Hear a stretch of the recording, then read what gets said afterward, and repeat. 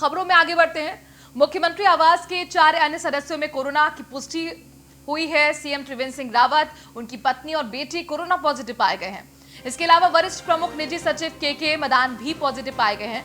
CM के अपर सचिव प्रदीप रावत सहित 2 अन्य कर्मचारी पॉजिटिव पाए गए हैं। सीएम आवास के एक रसोई के भी पॉजिटिव पाए जाने की खबर है। जांच जो है वो डॉक्टर्स की टीम की तरफ से की गई। सीएम सहित सभी के स्वास्थ्य पर लगातार डॉक्टरों की टीम नजर बनाए हुए है। आइसोलेशन के चलते सीएम विधानसभा सत्र में अब शामिल नहीं होंगे। आपको बता दें कि सोमवार से विधानसभा का सत्र शुरू हो रहा है। 3 दिवसीय शीतकालीन सत्र बुलाया गया है, लेकिन चूंकि मुख्यमंत्री के साथ उनका पूरा परिवार कोरोना पॉजिटिव पाया गया है और इसीलिए माना जा रहा है कि मुख्यमंत्री आइसोलेशन में खुद हैं और इसीलिए शीतकालीन सत्र में भागीदारी नहीं निभा पाएंगे।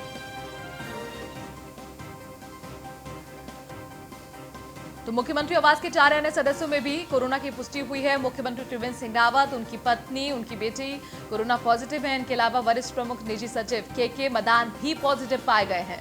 साथ ही सीएम के अपर सचिव प्रदीप रावत सहित 2 अन्य कर्मचारी भी पॉजिटिव पाए गए हैं। सीएम आवास के एक रसोइये में भी पॉजिटिव आने की पुष्टि हुई है। जांच लगातार डॉक्टर्स की टीम कर रही है, स्वास्थ्य पर नजर बनाए हुए हैं।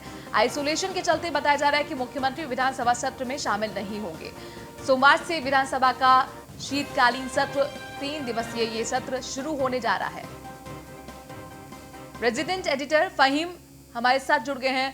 फहीम, जाहिर तौर पर चूंकि मुख्यमंत्री समेत उनका पूरा परिवार कोरोना पॉजिटिव है और आइसोलेशन में है, तो शीतकालीन सत्र में तो वो शामिल नहीं हो पाएंगे। अभी फिलहाल उनके हेल्थ स्टेटस को लेकर क्या जानकारी है?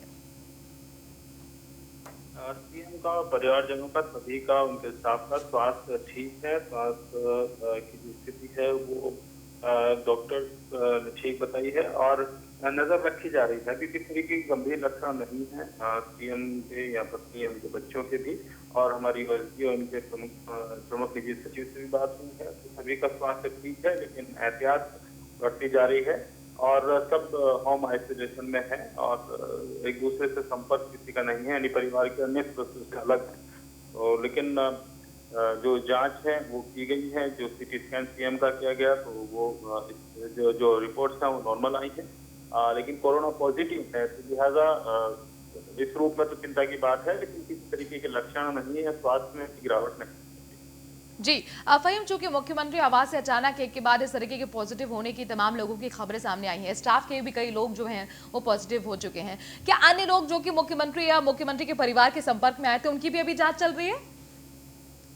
जी देखिए, कुल जो स्टाफ है वो नजदीकी स्टाफ जो 50 लोगों की इसमें जांच कराया गया था, इसमें से बाकी की निगेटिव रिपोर्ट्स आई हैं और कुछ के अभी अवेटेड हैं। तो इसलिए जो पॉजिटिव आई हैं वो देखिए 8 लोग अब तक पॉजिटिव हैं, मुख्यमंत्री और उनके पत्नी और बच्चे सहित अब तक जो रिपोर्ट्स आई हैं। इसके अलावा बाकी निगेटिव रिपोर्ट है। शुक्रिया फहीम तनहा, हमसे जुड़ने के लिए, तमाम जानकारी हम तक पहुंचाने के लिए।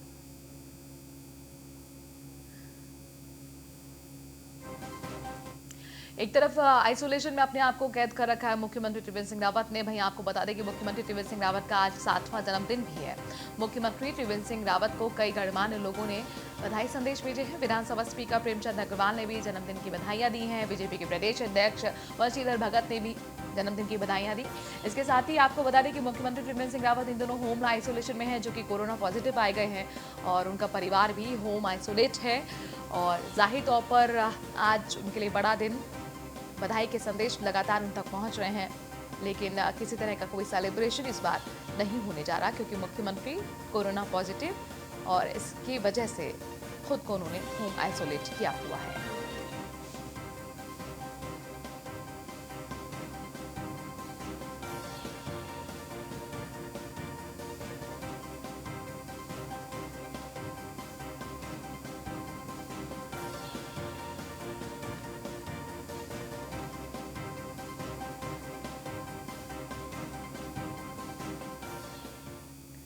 डोईवाला विधानसभा के बालावाला क्षेत्र में आज मुख्यमंत्री त्रिवेंद्र सिंह रावत का जन्मदिन बड़े धूमधाम से मनाया जा रहा है।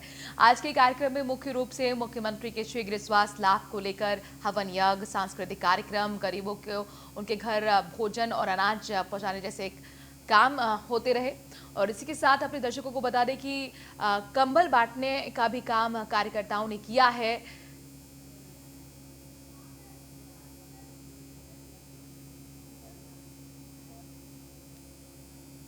भारी उत्साह है और अभी हमने माननीय मुख्यमंत्री जी की दीर्घायु के लिए और इस प्रदेश की खुशहाली के लिए यज्ञ का आयोजन किया और उसमें हमारे पार्टी के काफ़ी कार्यकर्ता मौजूद रहे और अभी जो कार्यक्रम आगे होने हैं सांस्कृतिक कार्यक्रम होंगे और अभी हमारे जो चीफ गेस्ट हैं हमारे माननीय मंत्री धन सिंह रावत जी, सांसद नरेश बंसल जी विशेष रूप से यहाँ पर रहेंगे और निश्चित रूप से माननीय मुख्यमंत्री जी के जन्मदिन जो हमारे कार्यकर्ता बना रहे हैं उसमें आप देख रहे होंगे भारी उत्साह कार्यकर्ताओं में देखने को मिल रहा है, भारी उत्साह है।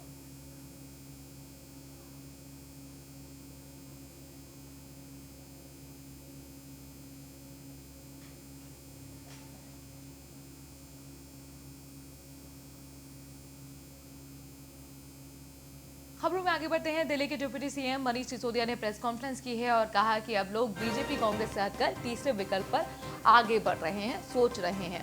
आपको बता दें कि डिप्टी सीएम सिसोदिया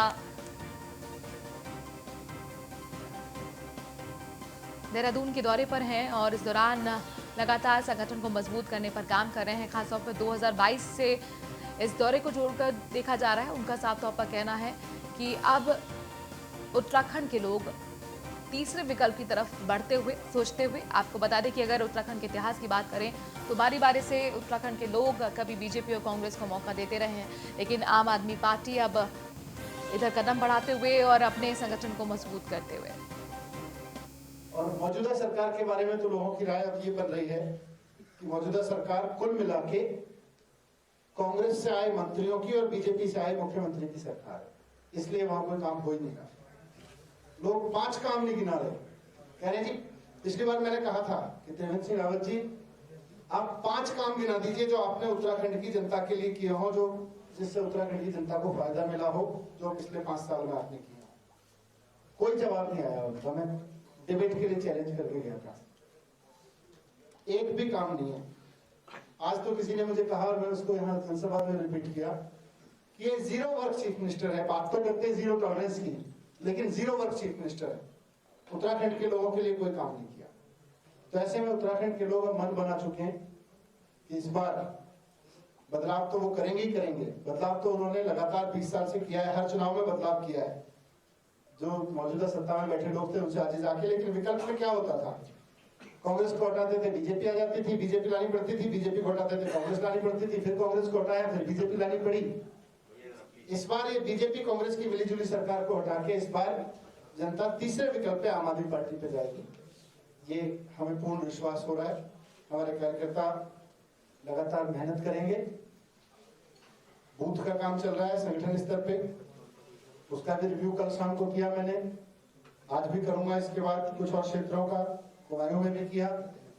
दिनेश मोहनिया जी हमारे प्रभारी, हमारे स्टेट के अध्यक्ष और साथी पूरे ऊपर से नीचे तक आम आदमी पार्टी की मशीनरी पे गांव-गांव में काम कर रहे हैं और पूरी मेहनत से पार्टी काम करेगी और फिर सरकार बनाएगी। और फिर उत्तराखंड में जो दिल्ली का केजरीवाल जी का मॉडल है, वो शिक्षा का मॉडल, स्वास्थ्य का मॉडल, हर आम आदमी को ये कॉन्फिडेंस हो सके कि उत्तराखंड में मेरे बच्चे के पढ़ने के लिए अच्छी शिक्षा है, अच्छा स्वास्थ्य व्यवस्थाएं हैं, मुझे अफोर्डेबल कॉस्ट पर या फ्री में बिजली मिल रही है, मुझे पानी अवेलेबल है, मेरे लिए रोजगार की पर्याप्त अवसर है। और मौजूदा सरकार के बारे में तो लोगों की राय अब ये बन रही है। बीजेपी के प्रवक्ता शादाब शम्स हमारे साथ जुड़ गए। शादाब शम्स जी, बहुत बहुत स्वागत आपका न्यूज़ 1 इंडिया में।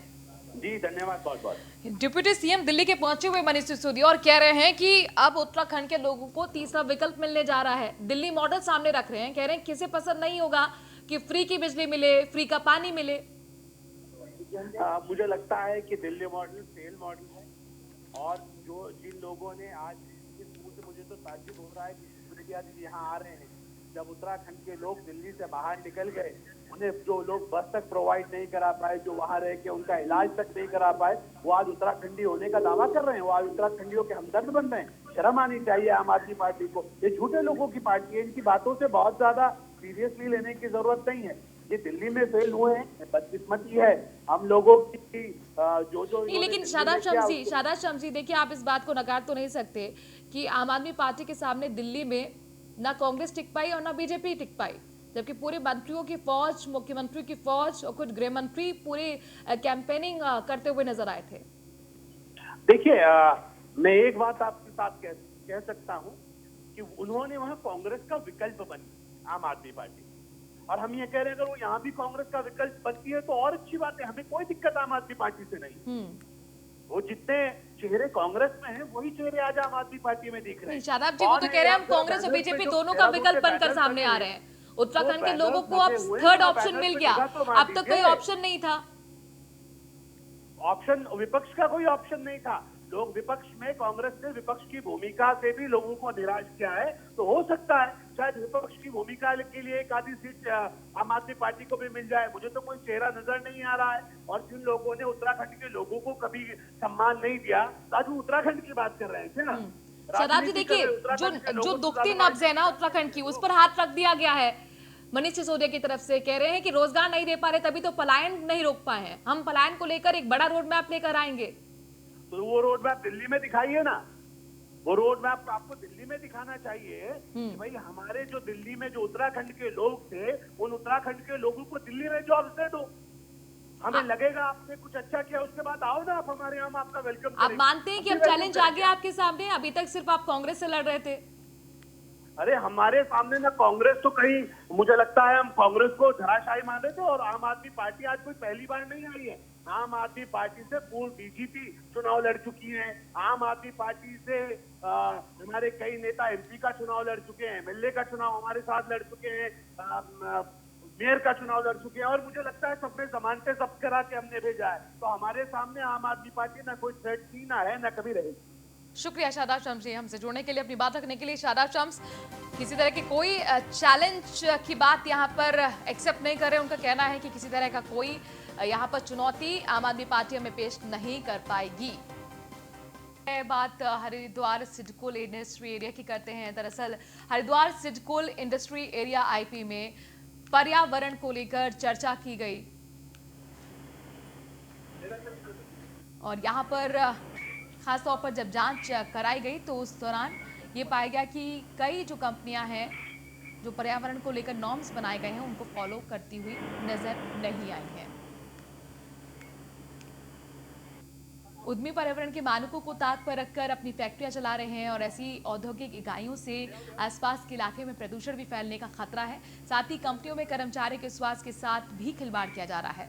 हरिद्वार इंडस्ट्री एरिया IP2 में कार्यरत कंपनी विक्रमादित्य पॉलिशिंग वर्क, जो कि बफिंग और पाउडर कोटिंग का काम करती है, उसने प्रदूषण नियंत्रण बोर्ड से कोई NOC तक नहीं लिया। लंबे समय से प्रदूषण कंट्रोल बोर्ड की NOC के बिना कंपनी चल रही थी, लेकिन अभी तक कोई कार्रवाई भी नहीं हुई।